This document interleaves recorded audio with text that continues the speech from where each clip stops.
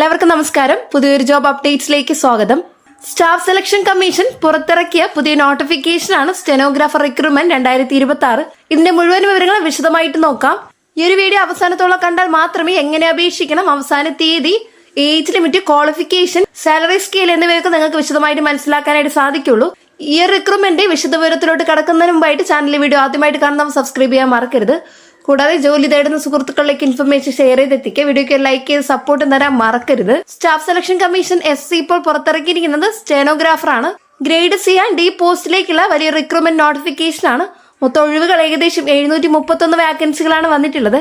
കേന്ദ്ര സർക്കാർ വകുപ്പിലാണ് ജോലി ലഭിക്കുക. ഓൺലൈൻ അപേക്ഷ മാത്രമാണ് അനുവദിച്ചിരിക്കുന്നത്. ഈ റിക്രൂട്ട്മെന്റിൽ അപേക്ഷിക്കാനുള്ള അവസാന തീയതി വരുന്നത് 2026 മെയ് 15 തീയതിയാണ്. അതിനാൽ സമയം കളയാതെ തന്നെ താല്പര്യമുള്ളവർ ഉടൻ തന്നെ അപേക്ഷിക്കാൻ തയ്യാറാവണം.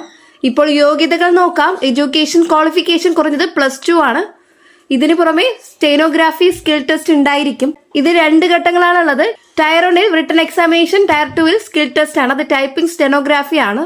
ഇനി ഏജ് ലിമിറ്റ് നോക്കാം. ഇപ്പോൾ പ്രായപരിധി വരുന്നത് സ്റ്റെനോഗ്രാഫർ ഗ്രേഡ് Cക്ക് 18 മുതൽ 30 വയസ്സ് വരെയാണ്. ഇതിൽ OBC 33 വയസ്സ് വരെ ഏജ് റിലാക്സേഷനും SC/STക്ക് 35 വയസ്സ് വരെ ഏജ് റിലാക്സേഷൻ ലഭിക്കുന്നതാണ്. സ്റ്റെനോഗ്രാഫർ ഗ്രേഡ് Dയിലാണെങ്കിൽ 18 മുതൽ 27 വയസ്സ് വരെയാണ്. OBCക്ക് 30 വയസ്സ് വരെ, SC/STക്ക് 32 വയസ്സ് വരെയാണ് ഏജ് ലിമിറ്റ് വരുന്നത്. ഏജ് റിലാക്സേഷൻ സർക്കാർ നിയമങ്ങൾ പ്രകാരം ലഭിക്കും. ഇനി ആപ്ലിക്കേഷൻ ഫീസ് നോക്കാം. അപേക്ഷാ ഫീസ് വരുന്നത് ജനറൽ OBCക്ക് 100 രൂപയും SC/ST, വിമൺ, എക്സ് സർവീസ്മാൻ വിഭാഗക്കാർക്ക് ഫീസ് ഇല്ല. ഓൺലൈൻ വഴി മാത്രമാണ് പേയ്മെന്റ് ചെയ്യേണ്ടത്. ഇനി എക്സാം സെന്റേഴ്സ് നോക്കാം. കേരളത്തിൽ പരീക്ഷാ കേന്ദ്രങ്ങൾ ലഭ്യമായ സ്ഥലങ്ങൾ: കണ്ണൂർ, കോഴിക്കോട്, കോട്ടയം, എറണാകുളം, തിരുവനന്തപുരം, കൊല്ലം, തൃശൂർ, ആലപ്പുഴ, മലപ്പുറം, കവരത്തിയാണ്. നിങ്ങളുടെ സൗകര്യത്തിനനുസരിച്ച് സെന്റർ തിരഞ്ഞെടുക്കാനായിട്ട് സാധിക്കും. ഇപ്പോൾ ഏറ്റവും പ്രധാനപ്പെട്ട ഭാഗം പരീക്ഷ മാതൃകയാണ്. ടയർ 1 എക്സാം സമയം 2 മണിക്കൂറാണ്. മൊത്തം മാർക്ക് 200 മാർക്കിനാണ്. ഇതിൽ വരുന്ന subjects general intelligence and reasoning ആണ്. അതിൽ 50 ക്വസ്റ്റ്യൻസ് 50 മാർക്കാണ്. അടുത്തത് ജനറൽ അവയർനെസ് ആണ്. 50 ക്വസ്റ്റ്യൻസ് 50 മാർക്സ് ആണ്. അടുത്ത ഇംഗ്ലീഷ് ലാംഗ്വേജ് ആൻഡ് കോംപ്രഹെൻഷൻ ആണ്. അത് 100 ക്വസ്റ്റ്യൻസ് 100 മാർക്സ് ആണ് വരുന്നത്. ഓരോ സെക്ഷനും 30 മിനിറ്റ് സെക്ഷണൽ ടൈം ഉണ്ടാകും. അടുത്ത സ്കിൽ ടെസ്റ്റ് ഡീറ്റെയിൽസ് നോക്കാം. ടയർ 1 ക്ലിയർ ചെയ്താൽ മാത്രമേ സ്കിൽ ടെസ്റ്റ് ഉണ്ടാകുള്ളൂ. സ്കിൽ ടെസ്റ്റ് ഡീറ്റെയിൽസ് നോക്കാം. ഡിക്റ്റേഷൻ പ്ലസ് ടൈപ്പിംഗ്, ഇംഗ്ലീഷ് അല്ലെങ്കിൽ ഹിന്ദി ലാംഗ്വേജ്, സ്പീഡ് ടെസ്റ്റ് അടിസ്ഥാനമാക്കിയിട്ടുള്ളതാണ്.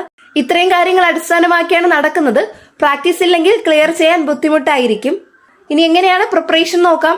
ഇപ്പോൾ preparation tips: daily 100 questions practice ചെയ്യുക.